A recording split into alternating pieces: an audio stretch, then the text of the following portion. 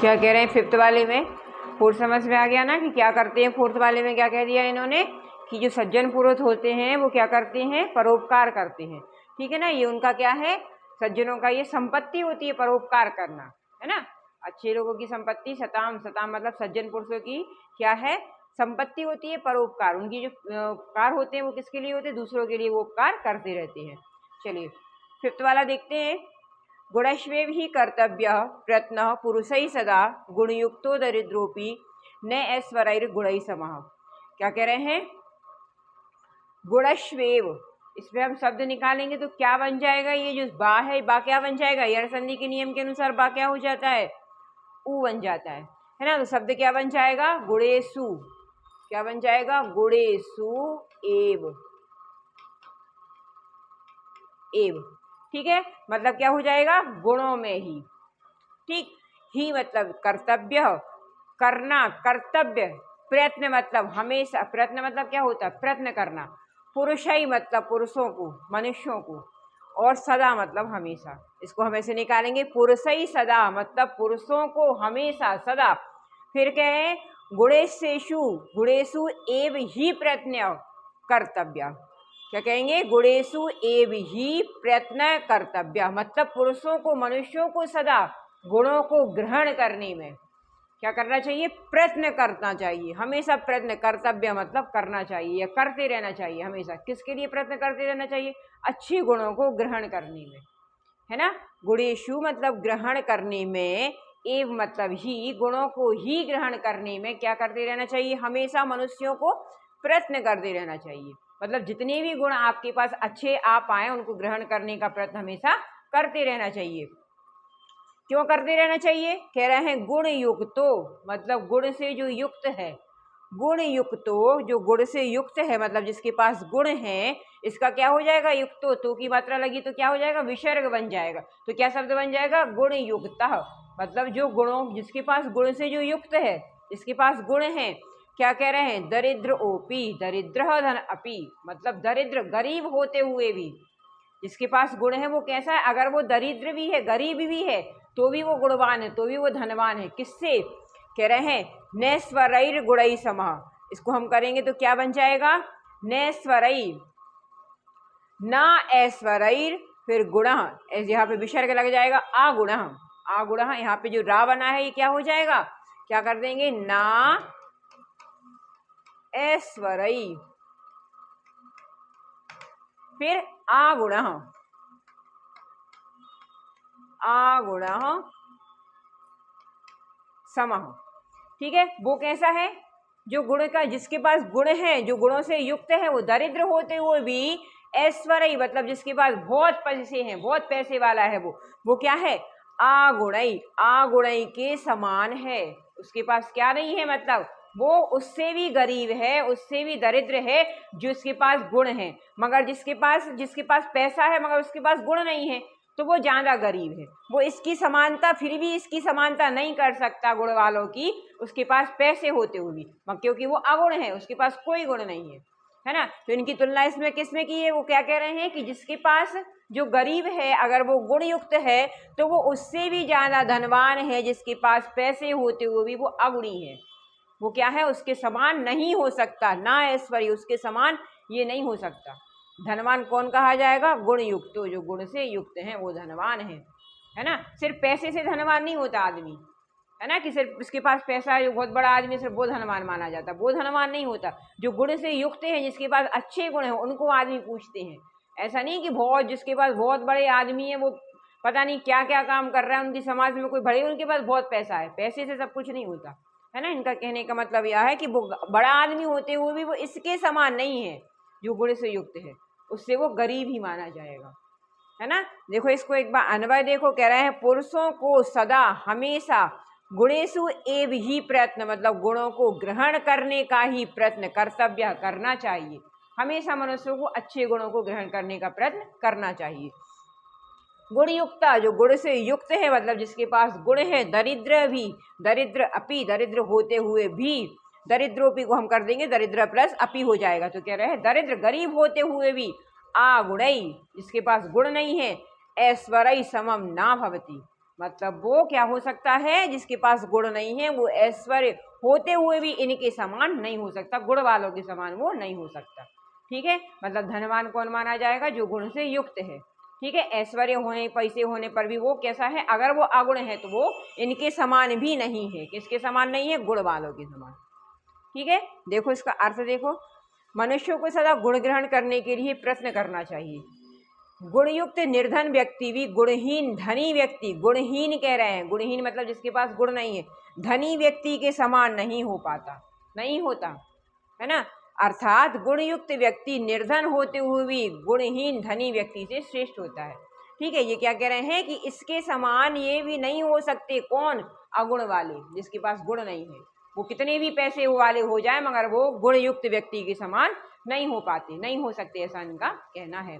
मतलब यहाँ पर श्रेष्ठ किसको बताया गया है, जो गुण से युक्त है। इसीलिए कह रहे हैं कि मनुष्यों को हमेशा गुणों को ग्रहण करने का प्रयत्न करना, गुण मतलब क्या, अच्छी बातों को ग्रहण करने का प्रयत्न करते रहना चाहिए।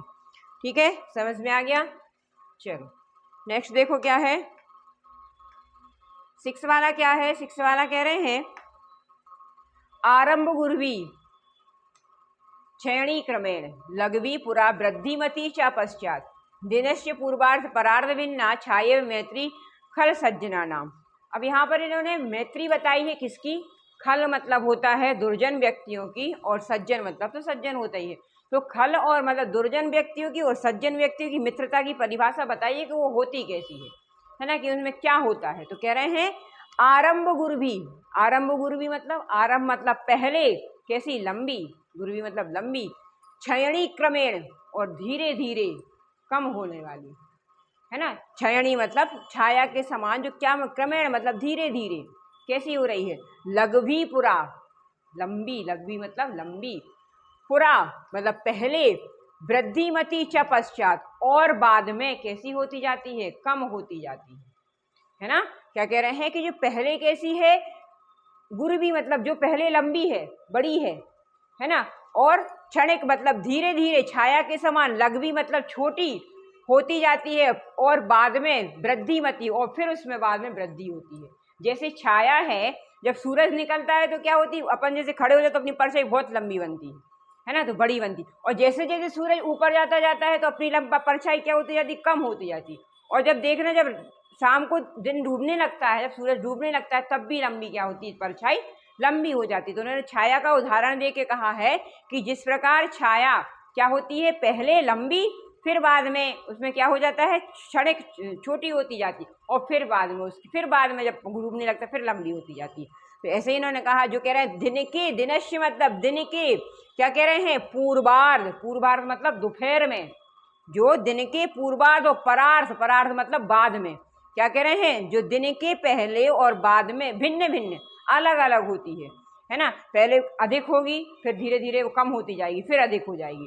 तो कह रहे हैं छाया एव, छाया के जैसे ही मैत्री मित्रता कैसी होती है, खल सज्जना नाम, ऐसे ही खल मतलब दुर्जन व्यक्तियों की मित्रता और सज्जन व्यक्तियों की मित्रता में यही अंतर होता है। कैसा अंतर होता है, कहने का मतलब इनका क्या है, देखो कह रहे हैं कि जो सज्जनों की मित्रता है वो क्या होती है, सज्जनों की जो मित्रता है वो क्या होती है, दिन के पूर्वार्ध, दिन के साथ, जैसे पूर्वार्ध मतलब दोपहर के समय क्या होती जाती है, छाया के समान शुरू में छोटी होती है ना। सज्जनों की मैत्री पहले छोटी होती, फिर वो क्या होती, दिन पे दिन बढ़ती जाती है, मतलब वो गहरी होती जाती। मगर दुर्जनों की मित्रता कैसी होती है, दुर्जनों की मित्रता कैसी होती है कि वो क्या करते, पहले तो बहुत लंबी होगी, पहले तो वो बहुत बताएंगे, अरे बहुत अपने हो तुम, बहुत अपने हो, और जैसे ही मान लो कुछ बुरा समय आया और वैसे ही वो क्या करते हो, जो मैं छोड़ के चले जाएंगे। तो उनकी मित्रता कैसी होती है, पहले लंबी होती है और फिर छोटी हो जाती है। मगर सज्जन लोगों की मित्रता कैसी होती है, पहले छोटी होती है और बाद में वो लंबी होती जाती है, वो तुम्हारा साथ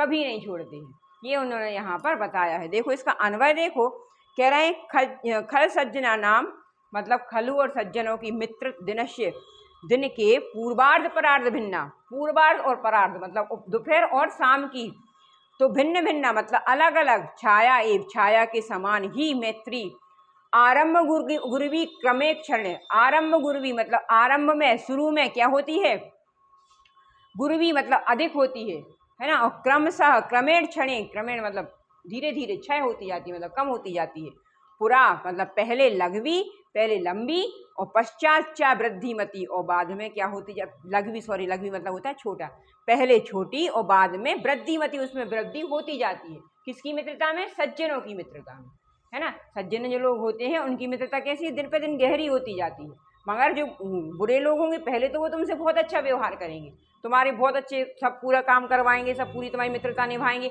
और जैसे ही कुछ हो जाता है, मान लो, है ना, मान लो तुम किसी उसमें चले गए तुम, या कुछ तुम्हारे पास पैसे नहीं रहे, कुछ भी हो गया मान लो, तो उनकी मित्रता कैसी हो जाती, अपने आप कम होती चली जाती, फिर वो तुमसे अपने आप दूर हो जाएंगे। मगर सज्जन लोग ऐसा नहीं करते हैं।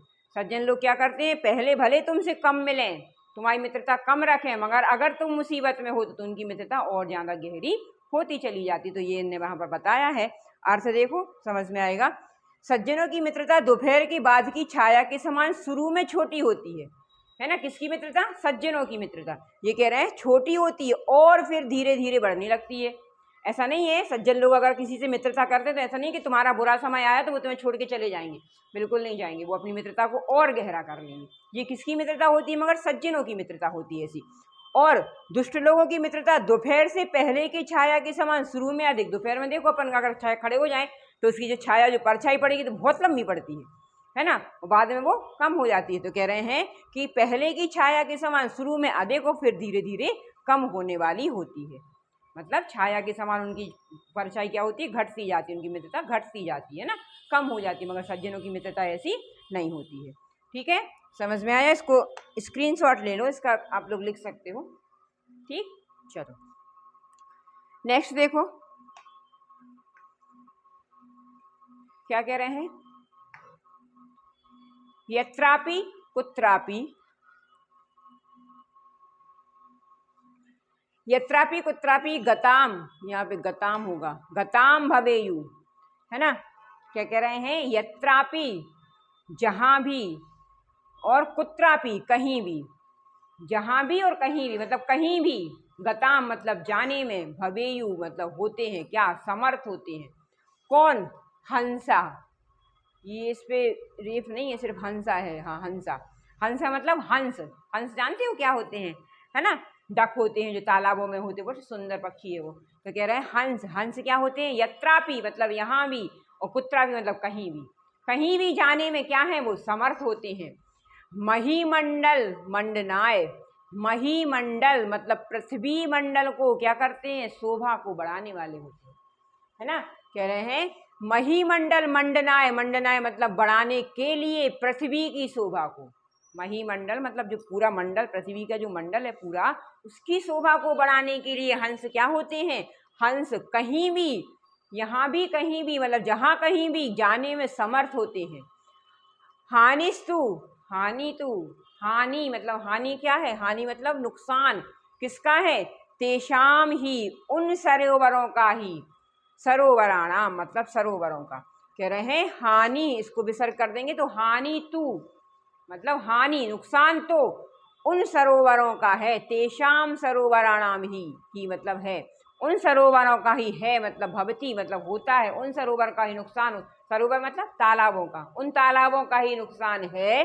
एशाम मरालई सह विप्रयोगई, एशाम मतलब जिन, मरालई मतलब तालाबों में या जिन सरोवरों में, सह मतलब साथ, विप्रयोग, विप्रयोग मतलब जो उनके साथ से अलग हैं। अलग है मतलब इनका क्या कह रहे हैं? विप्रयोग मतलब क्या कह रहे हैं? बिछुड़ते हैं। जिनका मतलब जिसके तालाबों में हंस नहीं है, मतलब सीधा इनका ये है। विप्रयोग मतलब उनसे जो अलग हैं तालाबों में, जिन तालाबों के पास हंस नहीं है, वो क्या होते हैं? उनकी हानि है ना। इनका कहना यह है, क्या है? इसको यहाँ से देखो, कह रहा है पृथ्वी मंडल को, पृथ्वी मंडनाय मतलब पृथ्वी मंडल के लिए, शोभा को बढ़ाने के लिए, हंस यत्र अपि कुत्र अपि, यहाँ भी और कहीं भी, है ना, जहाँ चाहे वो, गताम भवेयु जा सकते हैं या जाने में समर्थ होते हैं या जाते हैं। हानि तो तेषाम उन सरोवराणाम, उन सरोवरों की, भवती मतलब होती है, एशाम जिनके, सरोवराम मतलब जिन सरोवराणाम जिन तालाबों में, मरालई, मरालई मतलब होता है तालाबों में, या हंस, सॉरी मरालई मतलब हंस, सह विप्रयोगा भवती जो उन तालाबों से दूर रहते हैं। इनका कहने का मतलब ये है, इसका अर्थ सीधा ये है कि पृथ्वी पर देखो हंस हंस हंस की तुलना इन्होंने क्या की है, अच्छे पुरुषों से की है, सज्जन पुरुषों से की है ना। तो क्या कह रहे हैं कि पृथ्वी पर या भारत का कह लो तो कह रहे हैं भारत में सज्जन पुरुष हैं, तो भारत की कोई हानि होने वाली नहीं है। हानि तो उन देशों की है जहां पर ये पुरुष नहीं पहुंच रहे हैं, या ये पुरुष इन प्रयोगों से वो क्या है, विमुख है। विमुख है मतलब उनका बिछुड़ना है, बिछुड़ना मतलब वो उनके पास है ही नहीं। तो कह रहे हैं कि पृथ्वी मंडल को कौन शोभा देता है, हंस। हंस मतलब सज्जन पुरुष। सज्जन पुरुष ही हैं जो पृथ्वी मंडल को या पूरी पृथ्वी की शोभा को बढ़ाते हैं। ऐसे उन्होंने तुलना उसकी किन से की दी है, हंस से कर दी है कि हंस ही तो, हंस तो क्या है, हंस का तो कुछ नहीं है, हंस तो कहीं भी चला जाएगा, वो तो कहीं भी जाने में समर्थ है और जहां पर भी जाएगा उसको शोभा ही बढ़ाएगा उस तालाब की, है ना। ऐसे ही कह रहे हैं कि सज्जन पुरुष जहां पर भी जाएंगे तो वहां तो उसकी शोभा ही बढ़ाएंगे। हानि तो किसकी है, जिस तालाब में वो पुरुष नहीं है या जिस तालाब में वो हंस नहीं है ना। तो हानि तो उनकी है जिस तालाबों में वो हंस नहीं है। तो देखो इसको क्या कह रहे हैं कि महीमंडल मंडनाय, मंडनाय मतलब शोभा को बढ़ाने के लिए। तो कह रहे हैं पृथ्वी की शोभा को बढ़ाने के लिए हंस यत्र भी कुत्र, यत्र अपि और कुत्र, यत्रपि कुत्रपि मतलब कहीं भी जाने में क्या है, जाहे जहां कहीं भी, कुत्र गताम जा सकते हैं या जाते हैं। कह रहे हैं हानि तो तेषाम सरोवराणाम, उन तालाबों की होती है, एशाम सरोवराम, जिन सरोवराम में क्या नहीं है, हंस सह मतलब हंस के साथ होने पर, विप्रयोग मतलब वहां पर उनका कोई प्रयोग मतलब विप्रयोग मतलब विमुख है, उनकी हानि होती है। अर्थ देखो, सरलार्थ देखो, पृथ्वी की शोभा को बढ़ाने के लिए हंस चाहे जहां कहीं भी गए हों, कहीं भी चले जा सकते वो तो, परंतु हानि तो उन सरोवरों की होती है जिन सरोवरों को शोभा बढ़ाने वाले हंसों से उनका बिछुड़ना होता है। मतलब जिनके पास वो, जिन तालाबों के पास वो हंस नहीं है उन्हीं की हानि है, हंसों की कोई हानि नहीं है। ऐसे ही उन्होंने कहा है कि सज्जन पुरुष तो कहीं भी जा सकते हैं और जहां पर भी जाएंगे वहां क्या करेंगे, उस जगह की शोभा ही बढ़ाएंगे, मगर हानि किसकी है, जिसके पास वो सज्जन पुरुष नहीं है। ठीक है, चलो लास्ट देखो, ये वाला तो हम 8th से पढ़ते आ रहे हैं भाई, गुणा गुणज्ञेषु गुणा भवन्ति, सबको ये याद भी होगा श्लोक, है ना। बहुत सारे बच्चों को ये श्लोक याद है ना, क्योंकि ये हम 7 नहीं 8th में तो कम से कम इसको पढ़ा ही हो, ये सबको याद है। 12th पर पता नहीं कब तक याद रहने वाला। गुणा गुणज्ञेषु गुणा भवन्ति ते निर्गुणम प्राप्य भवन्ति दोषा आस्वादित्वाय प्रभन्ति नद्या समुद्र माशाद भवन्त पेया। इसका अर्थ ज़्यादा हमको डिटेल में बताने की जरूरत नहीं है क्योंकि आप ये इसको आता है, फिर भी देख लो एक बार। कह रहे हैं गुणा गुण गुणज्ञेषु, गुणी व्यक्तियों में, गुण भवन्ति गुण होते हैं। क्या कह रहे हैं कि अच्छे गुण जो हैं वो गुणी व्यक्तियों के पास चले जाए तो वो गुण ही होते हैं। ते निर्गुण प्राप्य भवन्ति दोषा, ते मतलब वे गुण जो हैं, इन यहाँ ये अभी ये गुण यहाँ पर भी आया है ना, तो उन गुणों में कह रहे हैं निर्गुणम प्राप्त, अगर वो ही गुण निर्गुण व्यक्ति को प्राप्त हो जाए तो वो क्या बन जाते हैं, दोष हो जाते हैं। ठीक है, समझ में आया हमने कहा ये तो हालांकि बहुत समझाने की जरूरत नहीं, हमको पता ही है, सबको पता है। तो कह रहे हैं कि गुणी व्यक्तियों के पास अगर गुण होते हैं तो वो गुण ही होते हैं। अगर वही गुण निर्गुण व्यक्ति को प्राप्त हो जाए, अच्छी चीज भी अगर गलत व्यक्ति को प्राप्त हो जाए तो वो उसको गलत ही लगती है, तो कह रहे हैं वो उसको दोष ही लगेगा, दोष ही निकाल देगा वो, उसमें भी अच्छाई में भी वो दोष निकाल देगा। कह रहे हैं आस्वाद तोया प्रभवन्ति नद्या, आस्वाद, आस्वाद तोया, तोया मतलब जल, आस्वाद मतलब स्वादिष्ट जल नदियों का, जिसमें प्रभवन्ति जो नदियां बहती हैं उनका जो जल होता है वो कैसा होता है, स्वादिष्ट होता है, मीठा होता है। परंतु समुद्रम आशाद, समुद्रम आशाद मगर समुद्र के साथ आ जाने पर या समुद्र में मिल जाए, अगर वो नदियां तालाब कहाँ मिल जाए, समुद्र में जाके मिल जाए तो वो कैसी हो जाती है, भवंत आपेया, पीने योग्य वो नहीं होती है। ठीक है, इनमें संधि कहाँ, ये सब हमने आपको सब चीजें बताई हैं। भवंत पेया में क्या हो जाएगा, भवंती अपेया।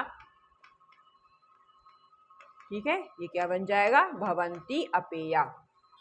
और समुद्रम आशाद्य का क्या हो जाएगा, समुद्रम आशाद्य।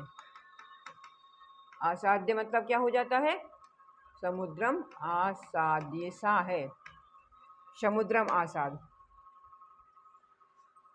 भवंती पेया, भवंती मतलब हो जाता है, अपेया आ पीने योग्य, मतलब जो पीने योग्य नहीं होता है वो हो जाता है अपेया। ठीक है, समुद्रम आसाद्य, समुद्रम प्लस आसाद्य, इसकी संधि बन जाएगी। ठीक है, संधि बता रहे हैं हम आपको। फिर क्या कह रहे हैं, और कौन सी भी संधि हो जाएगी, आस्वाद तोया, तो क्या हो जाएगा ये आस्वाद तोया। तो इसको अलग अलग करना है, संधि नहीं भी करोगे तो चल। तो आस्वाद तोया मतलब, तोया मतलब होता है जल, वो जल पीने योग्य नहीं होता जो समुद्र में जाकर मिल जाए। ठीक है, देखो इसका गुणज्ञेषु मतलब गुणी व्यक्तियों में गुण गुण भवंती गुण ही होते हैं, ते गुण मही मतलब वही गुण निर्गुण व्यक्ति को प्राप्त हो जाए तो वो दोष हो जाते हैं। जैसे आस्वादित हो या जैसे पीने वाला स्वादिष्ट जल नद्या प्रवंती जो नदियों में बहता है, ता एव नद्या मतलब जो नदियों में बहता है वो समुद्र आशाल समुद्र में मिल जाने पर अपेय भवंती अपेय हो जाता है। ठीक है, चलो गुण जब गुणी व्यक्ति के पास होते हैं तब वे गुण होते हैं, वे ही गुण गुणहीन व्यक्ति के पास जाकर दोष बन जाती है। जैसे स्वादिष्ट जल वाली नदियां बहती रहती हैं तो वे ही नदियां समुद्र से मिलती हैं तो उनका जल पीने योग्य नहीं। जब तक वो बह रही हैं नदियां अकेली है सेपरेट है बह रही हैं तो उनका जल पीने योग्य, और जैसे ही वो जाके समुद्र में मिलेगी तो उनका जल कैसा हो जाएगा, अपेय हो जाएगा। ठीक है, समझ में आ गया। चलो यहाँ पर हमारा ये चैप्टर क्या हो गया, खत्म हो गया।